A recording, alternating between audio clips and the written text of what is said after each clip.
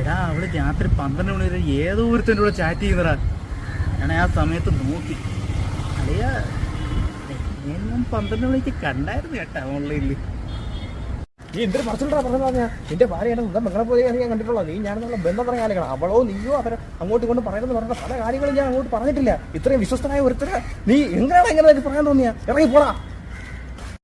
എടാ അളിയാ പോലെ അളിയാ. എടാ ഞാൻ അങ്ങനെയൊന്നും പറഞ്ഞാലിയാ. എടാ അളിയാ വിവരമില്ലാത്ത കൂടെ പറയുന്നത് നീ ക്ഷമിയളിയാ. നീ ഓർക്കണം, പല കാര്യങ്ങളും നീ ഓർക്കണം.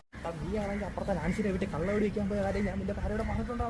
നീ മീറ്റിംഗ് എന്ന് പറഞ്ഞ പട്ടായപ്പോയി പെണ്ണുങ്ങളുമായിട്ട് അടിച്ച് ഞാൻ നിന്റെ ഭാര്യയോട് പറഞ്ഞിട്ടുണ്ടാ.